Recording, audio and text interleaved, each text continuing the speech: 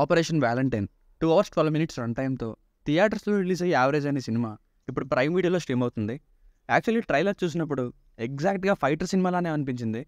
Cinema కూడా same format కాకపోతే ఫైటర్లో first హాఫ్లోనే తేల్చేసిన స్టోరీని ఇందులో మొత్తం తీశారు. ఫైటర్ మిగతా సెకండ్ హాఫ్ని ఉమెన్ ఎంపవర్మెంట్, ఫైట్ సీన్స్ అంటూ రొటీన్ సీన్స్తో నింపేశారు.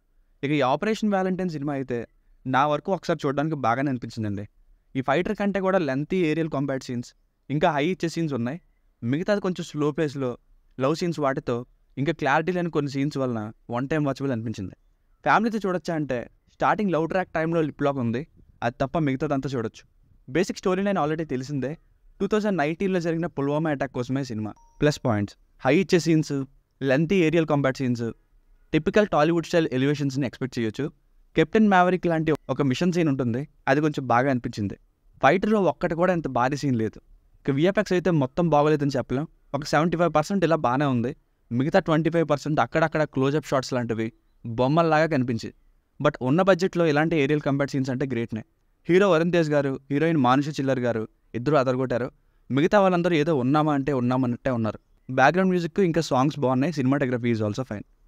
మైనస్ పాయింట్స్, మీరు ఎవరైనా ఫైటర్ మూవీని చూస్తే ఎగ్జాక్ట్గా ఏంటి టాలీవుడ్ బాలీవుడ్ అనుకొని తీసారా ఏంటి అనే డౌట్ వస్తుంది. హీరోకి గతంలో ఏదో జరగడం, లవ్ ట్రాక్ ఇవన్నీ సిమిలర్గానే అనిపిస్తాయి. కొన్ని ఇంకా మన సీన్స్నే బాగున్నాయి, ఇంట్రడక్షన్ లాంటివి.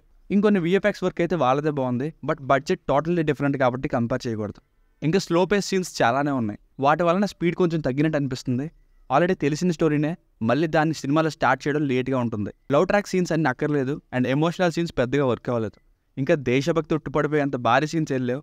అలాగే పాకిస్తాన్ వాళ్ళకి చొక్కలు చూపించారనేలాగా వాళ్ళ ఇన్వాల్వ్మెంట్ కూడా అంతేం చూపించలేదు. సో ఫైనల్గా మూవీకి వర్డిక్ట్ ఏంటంటే కొంచెం ఆ స్లో పేస్ని ఉపయోగపడితే ఒకసారి చూడడానికి ఆపరేషన్ వ్యాలంటైన్ బాగానే ఉంటుంది.